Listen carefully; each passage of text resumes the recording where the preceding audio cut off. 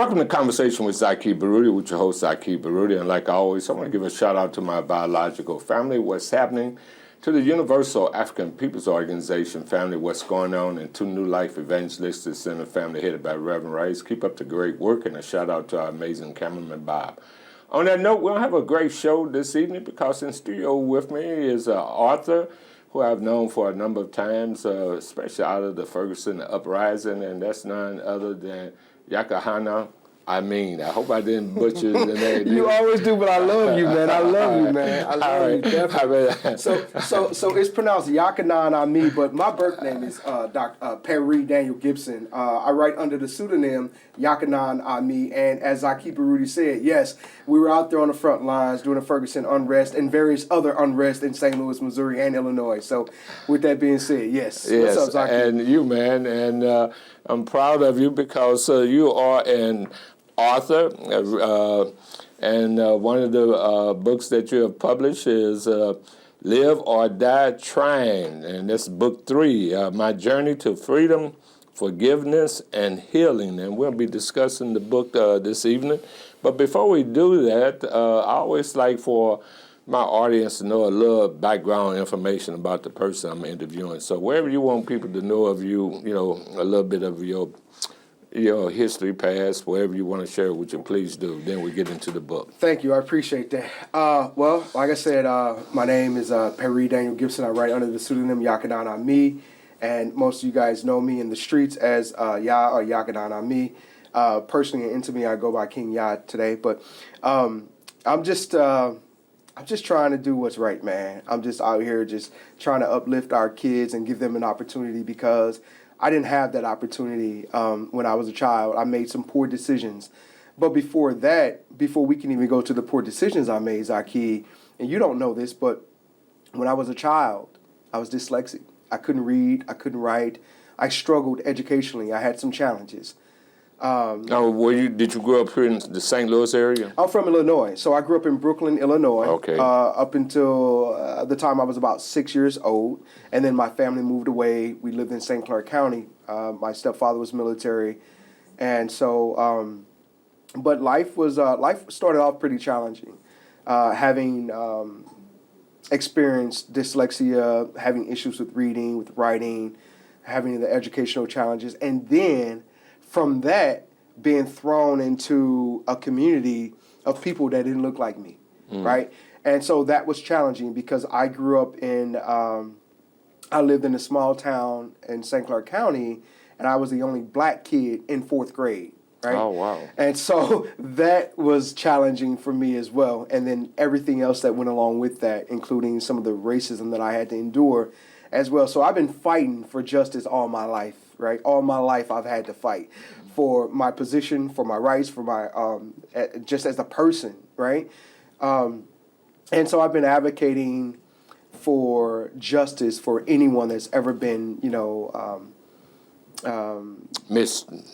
mistreated. Right. So when I was 14 years old, Zaki, I made some poor decisions in my life, including the choice of friends that I chose. And because of those poor decisions that I made, it landed me 16 years in prison. Wow. For something that I didn't do. Mm-hmm. But because of my choices, I ended up doing some time. Right. I got out. On federal charges or state charges. So all my time was done in Illinois, where I'm from. And when I came back home, oh my God, Zaki, life just kind of hit me like on another level. Everything was different. Everyone had moved on. I was stuck. I'd grown older. I matured in a lot of different areas, but in others I hadn't. Mm-hmm. I still remember being that 14-year-old boy going into prison. I remember being that 14-year-old boy in the form of a man coming back into this world in the sense that, I felt that the world owed me something. I felt everybody owed me something. And there was no such thing as reentry programs for me. Mm-hmm. They didn't exist. They didn't exist in my area where I lived. They did not exist in the St. Clair County area. They didn't exist, period. Well, let me interject here. So as you re-entered into the society, what about your family? Did they embrace you to try to get you adjusted to the new world? Yes, they did. Yeah, my family was always there, always supportive. You know, my father was always there, supportive. You know, from a distance. My family was always there, Zaki. Okay. So I always had that. Unfortunately, I was forced to watch my family, not my children, my siblings, my mom, and everyone else grow up through photos. So because I was so far away, I was displaced. I was I was in Joliet, you know, near Chicago, and my family was in this area. So that was a hardship on them back then. That's a situation that affects many families whose children are incarcerated.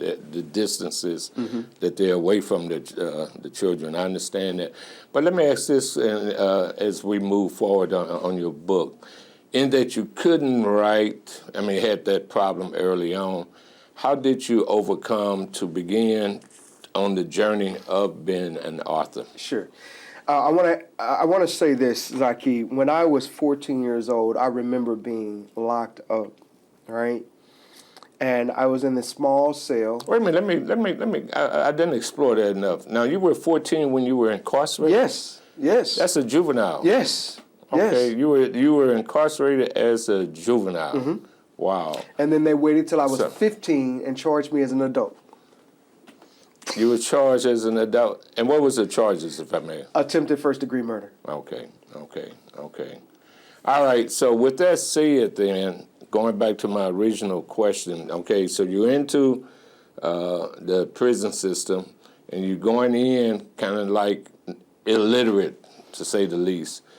So how were you able to overcome? But we'll get into that on the other side of the break. We got to have a break. Do you have any idea how many people are having to sleep outside? Yes, viewers of the Zaki Baruti Show, you are being called into action at this time. Your help is urgently needed here at the New Life Evangelistic Center. Our teams are going out every day, and we need your prayers. We need your gifts here because we receive no city, state, or federal dollars. How many times I have to personally run to the store in order to just buy meat and bread? People could be making sandwiches and bringing them to the doors here at 2428 Woodson Road in Overland, Missouri. They could be buying cases of water and bringing them here so we can get these out to the homeless people. 2428 Woodson Road in Overland, Missouri. They could write out those checks and send them in because we have to buy this. They're depending upon us. And not only that, they get bus tickets, hundreds and even thousands of bus tickets distributed to so many people that need transportation assistance. We can't do it without each and every one of you. It's New Life Evangelistic Center. P.O. Box 473, St. Louis, Missouri. That's 63166. You can give online at nlecstl.org. Your prayers are urgently needed at this time. Come on, and you watch the Zaki Baruti Show. You hear about the various issues.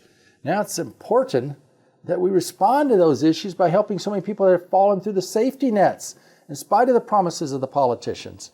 So many people are hurting right now. They're out there. They don't know where to go. What are they doing? I don't see hardly anything in St. Louis County, Jefferson County, St. Francis County. I can mention county after county, Madison County, St. Clair County. They want to ship them to St. Louis. St. Louis can't take care of all the problems. But we got to get all these other counties involved. In the meantime, we got to get your church involved. We need you. I've got a book I've written that if you'd like a copy of that, it's called The Case for Compassion. We'll be happy to share that with you if you request it. When you send in your gift to New Life Evangelistic Center, P.O. Box 473, St. Louis, Missouri, that's 63166. You can give online at nlecstl.org. It's called The Case for Compassion, citing over 2,000 Bible verses that are used throughout the Scriptures, and yet we don't hear about this. I preach like we should. You can get a copy for your minister. But let's get our churches involved. Let's reach out. Let's help those that Jesus referred to. The least of these, after you've done to them, you've done it unto him. Let's help them right now. Please get involved. Call us at 314-421-3020 or share that much-needed gift at P.O. Box 473, St. Louis, Missouri. That's 63166. You can give online at nlecstl.org. Hear this, you who trample the needy and do away with the poor of the land. Let justice roll on like a river, righteousness like a never-failing stream. You trample on the poor and force him to give you grain. Therefore, though you have built stone mansions, you will not live in them. Though you have planted lush vineyards, you will not drink their wine. For I know how many are your offenses and how great your sins. You oppress the righteous and take bribes, and you deprive the poor of justice in the courts. Welcome back to Conversation with Zaki Baruti. In studio for me is King Yah. I won't mess up your cultural name. And he's the author of a book, Live or Die Trying. And on the other side of the break, I was saying with the obstacles that you had to overcome, illiteracy, how were you able to overcome it to become an author? You know, my mama and my biological mother, I call my grandmama my mama because she helped raise me. My mother was a young teenager when she had me. And she would always pray over me. My entire family would always pray over me and encourage me to ask God for what I lacked. And I began praying and asking God for those things that I lacked. I had access that I lacked. Yeah, didn't have. Okay, I just want the audience to be clear. It's a heavy prayer. Sure. And so I began reading the Bible because that was what was familiar to me, right, in my upbringing. I began praying and asking God to show me and teach me how to read the Bible. And then I really taught myself how to read and write by writing poetry. Poetry was challenging for me because I had to learn how to express myself. I had to learn how to get my feelings out and onto paper. And so that was one of my prayers. God, give me the strength and the words to write and understand what I'm writing and do it in such a way that it is heartfelt, that is meaningful. And so writing poetry became my outlet. Once those windows opened for me, the opportunities just didn't stop flowing. I was writing poetry every day from the time because I turned 15, 16, 17, 18. I just continued to write. You know. And so you did a lot of the writing while incarcerated then too. Okay then. So what year did you publish Live or Die Trying? So the book Live or Die Trying was published December of last year, so December of 2024. It took me 10 years to write that book. Okay. And it's a nice size book too. So how many, it's over about 391 pages. Okay then. And my journey to freedom, forgiveness, and healing. Now, why did you start off my journey to freedom? I want to get each of those. Sure. Freedom has been something that I've always wanted. You know, when I was locked up, I was praying for freedom. I wanted my freedom. I wanted justice to be served.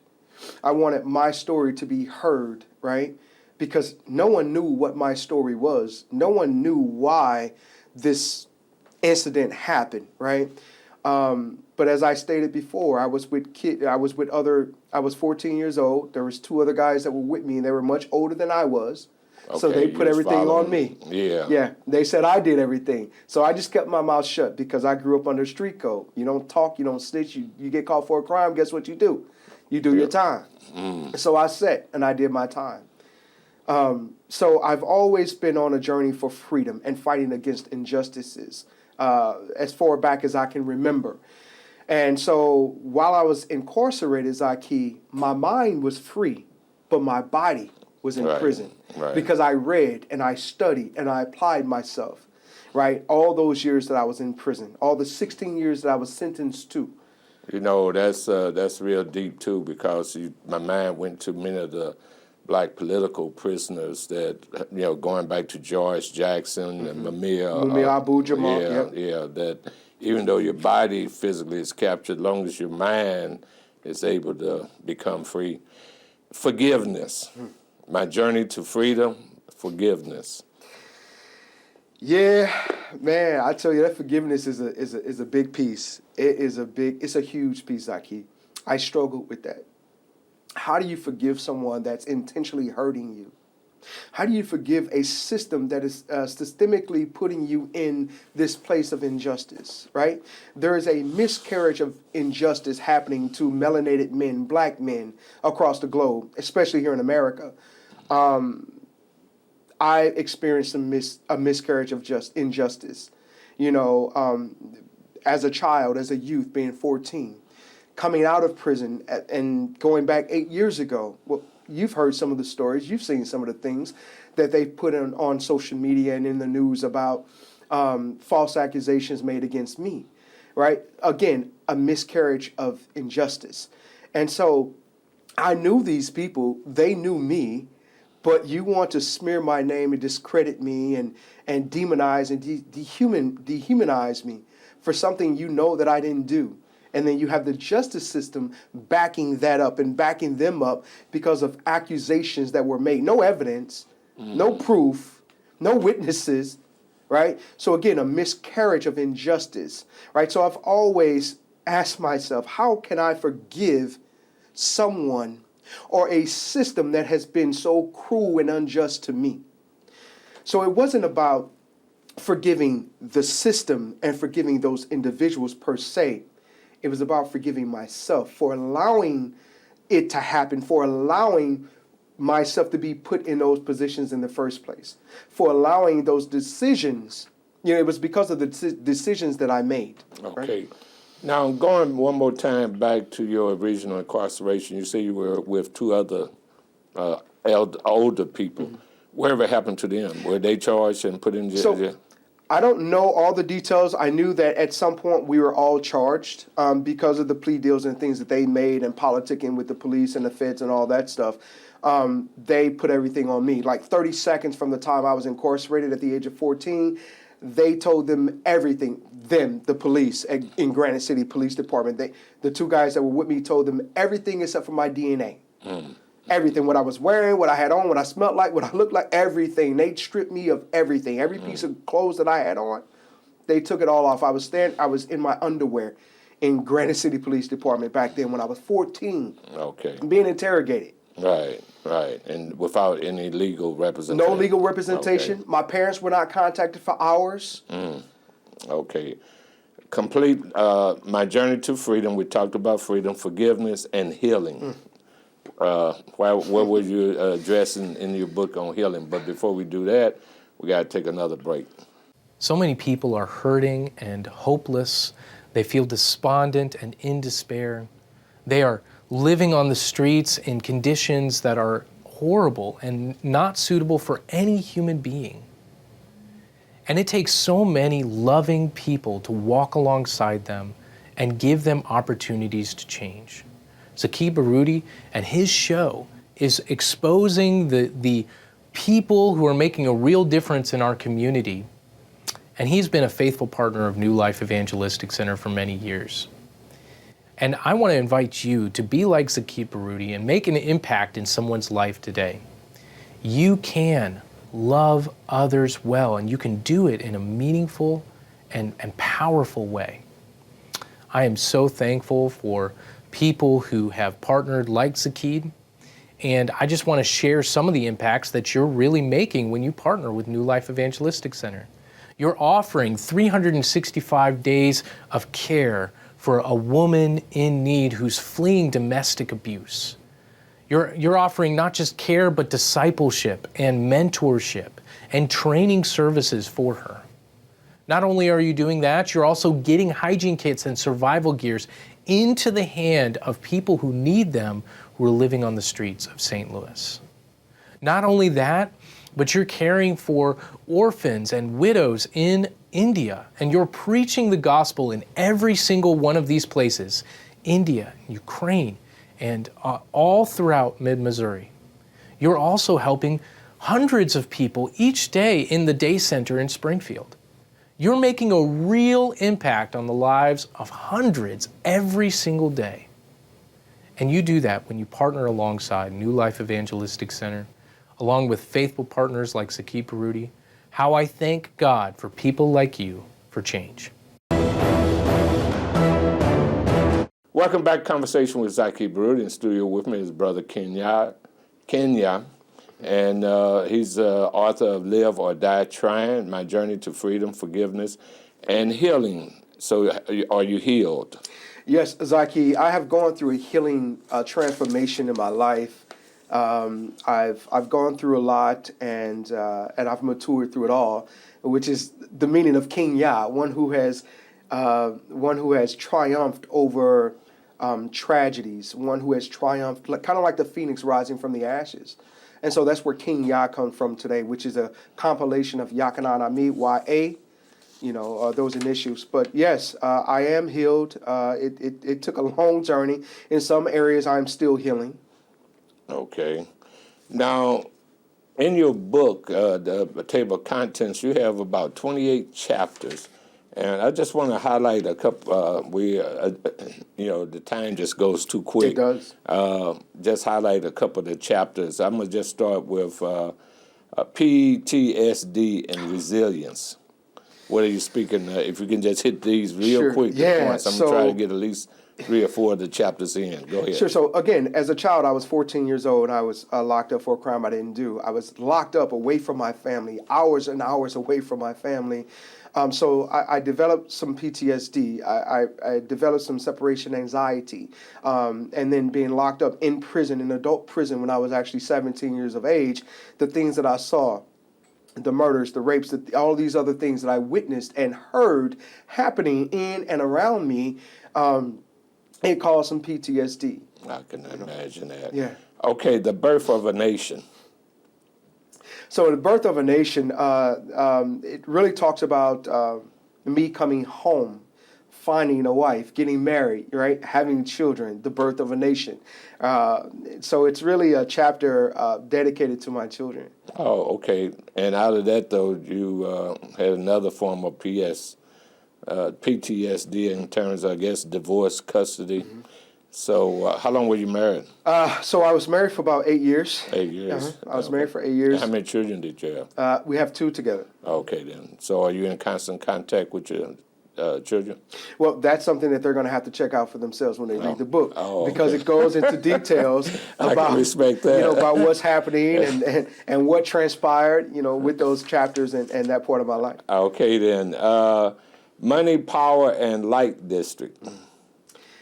Zaki, that's a real deep chapter for me. It's one of the chapters that paved the way for Confessions of an Uber Driver, because it starts to give you the true story about what actually happened, right? Because I had some false accusations made against me, right? As an Uber driver? As an Uber driver in Kansas City, Missouri. And I'm addressing those false accusations that were made against me in the book, in these chapters.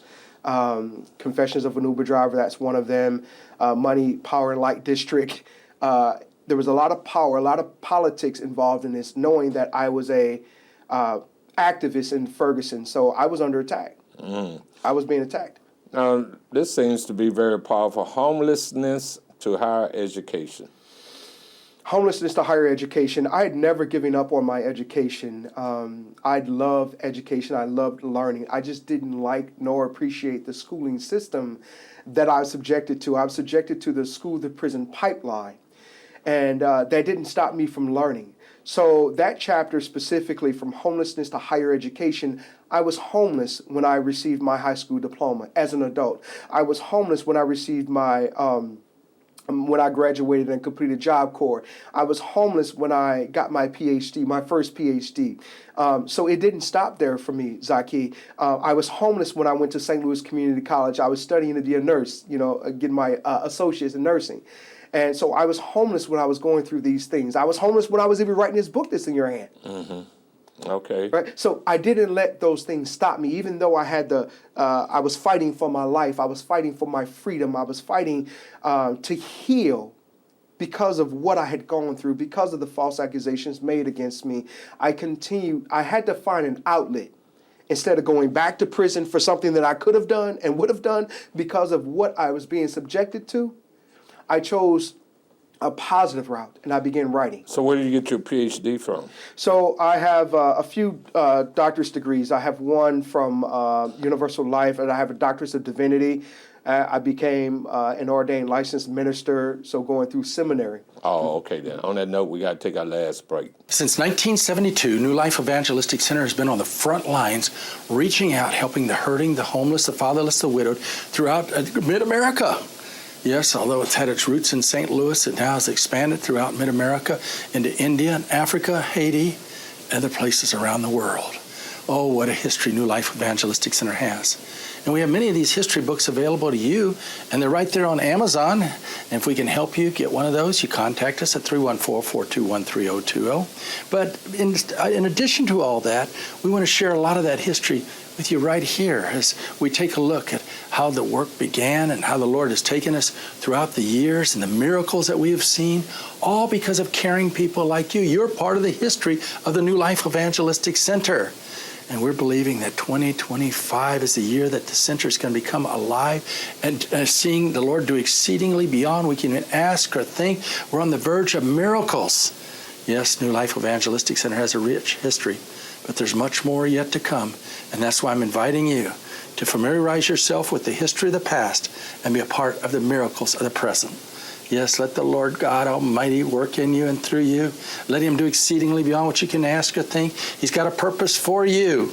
And we want you to be able to live out that purpose as you get directly involved in the history of New Life Evangelistic Center and what the Lord is doing now. The Lord is my light and my salvation. Whom shall I fear? The Lord is the strength of my life. Of whom shall I be afraid? Welcome back to Conversation with Zaki Baruti with my guest, King Yah. And we're discussing his book, Live or Die Trying. And it's a powerful book of a person making a transformation in their life. For anybody who would like to get a copy of the book, how would they be able to get it? They could go to liveordieTrying.com. That's live, L-I-V-E, or die trying, no G, T-R-Y-I-N.com. Additionally, they can purchase copies locally in St. Louis, Missouri. Dunaway Books, Vintage Vinyl, Subterranean Books, Progressive Imperium. You guys can go and buy the books from these locations in St. Louis, Missouri. And if you have a library card, you can go to the library and check out the book in the library. They're in 6 libraries in St. Louis City, including U City Public Library, St. Louis County Public Library, and if you go to Illinois, Cahokia Public Library. And you guys can get them directly from me when you see, And how would they be able to get in contact with you? Sure. So they could contact me at liveordieTrying.com, or they could contact me on the social media at Dr. King Yah. That's DrKingya at Dr. King Yah, or Perrie Daniell Gibson, P-E-R-R-I-E, Daniel, D-A-N-I-E-L-L, Gibson, G-I-B-S-O-N, at Perrie Daniell Gibson on Instagram. Okay, I'd be remiss if I didn't ask about this chapter, this last chapter. Keep your head up. Oh, my God. I love Tupac. Tupac inspired me in so many ways. I love this music. I was listening to his music as a child before I got locked up, right? But he was a phenomenal poet, a great artist. And so no matter what you're going through in life, I tell the kids to keep your head up because somebody told me to keep my head up. And it's through keeping your head up, no matter how many times you get knocked down and knocked around. If you can look up, Les Brown said, get up, right? And so if you can look up, then get up, because no matter what you're going through, somebody always has a story that's worse than yours. So no matter what your story is, if you can look up, get up. If you get knocked down, get back up and pursue your dreams without permission. Continue to elevate yourself and don't stop living. I know that's right. I really appreciate that message. Well, I know you're going to be on the New York, bestseller list. Hey, with your help, guys, with your help, go to Amazon. The book is available on Amazon, too. Just leave a positive review, 5-star reviews, and write something nice. Write a title, and then submit it. That's how we get these #1 bestsellers. So I can't do it without you. I need your help and your support.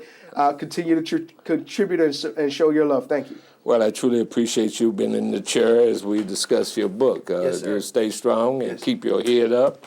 And to the audience, like always, I say everyone needs to belong to an organization that speaks truth to power as well as working to uplift humanity. We say join the Universal African Peoples Organization, but truly become part of some organization that's about social justice change. As well as when it comes time to vote, make sure you get out and vote. But before you go vote, know the issues. On that note, may God bless each and every one of you.